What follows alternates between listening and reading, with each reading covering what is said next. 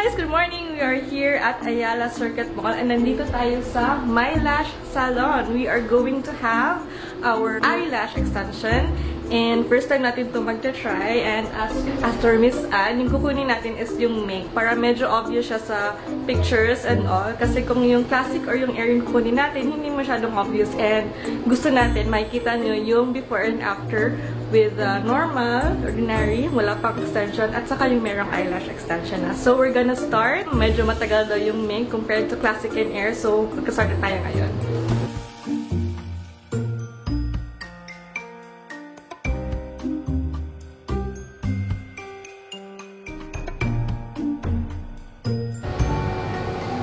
So, ito yung, asan ito yung This is classic, ma'am. You touch mo, ma'am, para alam niyo po yung... Ito yung classic. Ayan, classic. And then this one is air. And then itong last. Mink. Mink. Parang medyo makapal yung... Mas naka-curve. Yan yung parang medyo obvious para makita sa picture. Ito, no? Obvious. Ay, hindi, ma'am. Hindi. So, yung napili niyo po kabaligtaran. Pinaka-manipis po yan, ma'am. Then, pinaka-magaan. Pag nag-picture po kayo, hindi po siya Hindi siya makita. So, what to? So, pero I prepare ito, ma'am. Ito. Yes. So, mink yung napili ko, right? Oo po, ma'am. Ito yung napili. Guys, ito yung napili ko. Yes po. And then, they also have good pink curl and organic threading. So, yung cat's eye. Sige po, ma'am. Yung cat's eye po, ma'am, 3 sizes po siya. Kung gusto mo na, 8 hanggang 15 po kasi sizes namin. Kaso lang, hindi po available ng 11 sizes na. So, ano pong gusto nyo? Gusto nyo po bang 9, 10, 12? Kasi po, pag isang sizes lang, ma'am, isang size na po yung ilalagay. So dapat different size? Opo. Ang cat's eye po kasi 3 sizes po. Okay. Kung gusto nyo po 10, 12, 13, kung mas gusto nyo yung... Masyado bang obvious, ay masyado bang parang pageant na yung 10, 12, 13 or hindi naman naman? po ganun. So, yun na lang. Yun na lang. Yan, Yun na 10, 12, 13. Guys, we're going with 10, 12, 13. Pero ano po gusto nyo? Fab or dairy po? Anong difference ng fab at dairy? Yung fab, Ano po kasi fab? 200 pieces. yung dairy. Yung dairy po, mas thick po yun. Mas thick. So, we'll go with fab. Fab na lang. Fab na lang. Yes, fab na lang. Okay. Okay na. As you can see, may nilagay silang eye patch sa lower lid ko.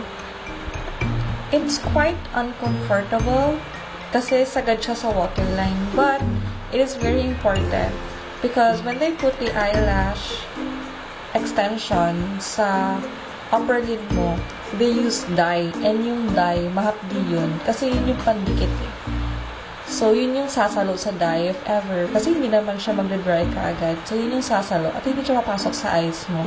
So, pag nalagay na yung first strand, which is with the dye, you're not allowed to open your eyes. Because mahapdi siya, papasok yung dye sa mata mo. So, when nag-start na kayo, never open your eyes na talaga. I was actually amazed how hard and long this procedure was.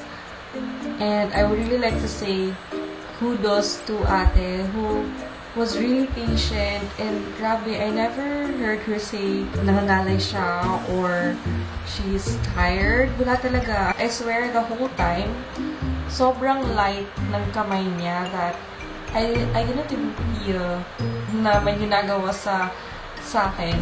I swear, I fell asleep. Ganun siya wala ka feel, hindi siya masakit. As long as you don't open your eyes, hindi din siya mahapdi.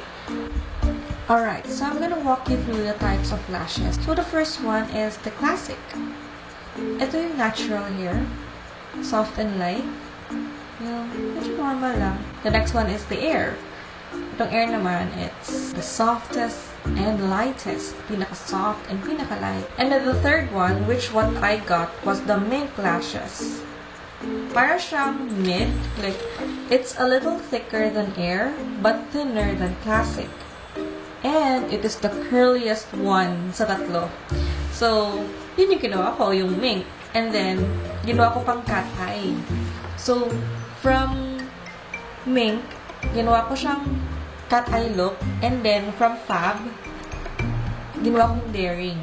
So, anong difference ng fab daring? Ganito, ganyan. Yun naman yung next question niya, right?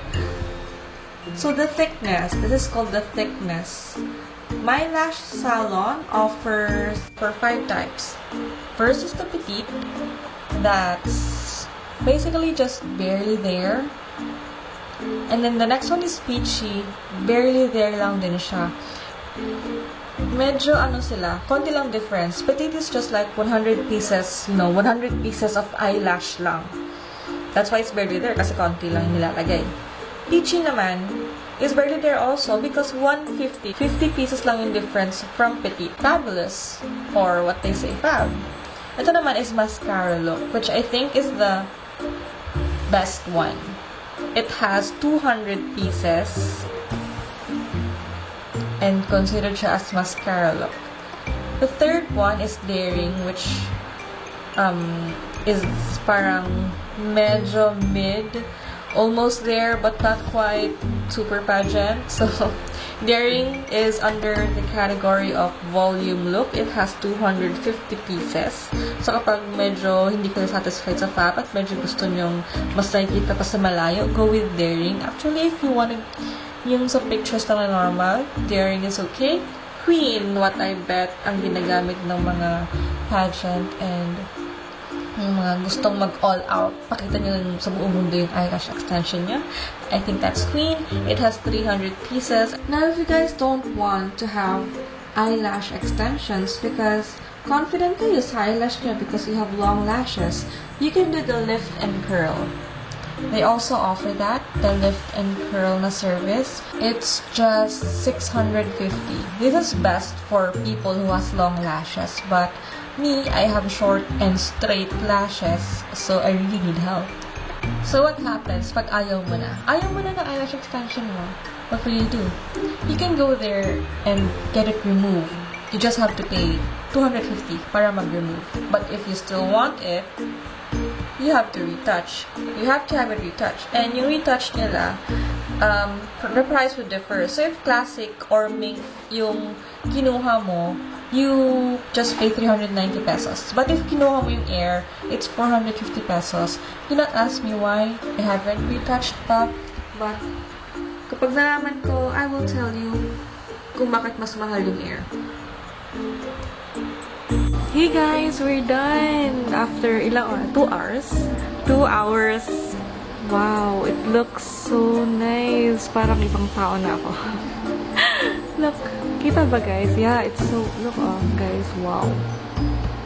Hindi ko ma-explain, pero it has a lightweight sa mata, pero hindi naman siya mabigat. Although you can feel na meron talagang extension, eyelash extension, but it doesn't bother me. It's so worth it. Worth it yung 2 hours. Worth it yung price.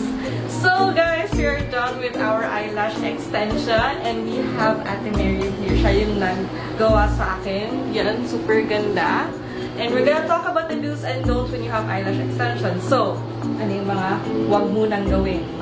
Huwag pong gagawin after po na eyelash. Huwag pong kukusutin. Huwag gaganunin. Okay. Para hindi siya masira agad.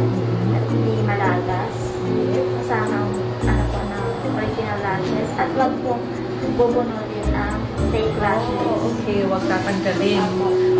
Pwede bang maligo? Like swimming pool, beach? Pwede naman po, pero siguro po much better po na huwag mo nang babasahin today.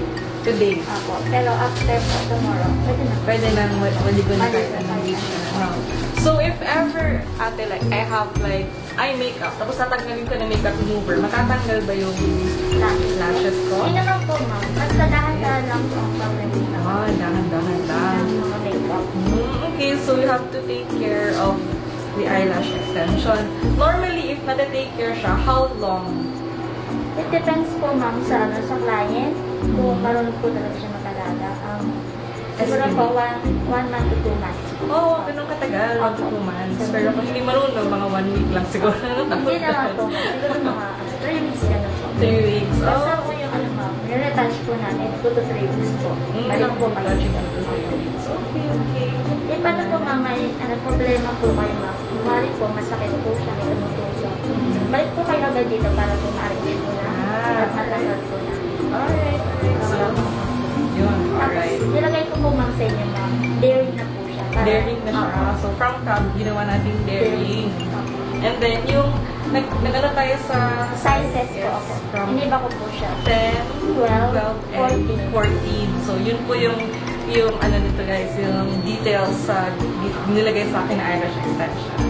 And that's it. That's about it. 2 hours, but it's worth the wait. So I'll see you again on my next vlog. Again, this is Liz Tan, and thank you, My Lash Salon. Thank you, mga ates, for waiting for me. Thank you. Bye.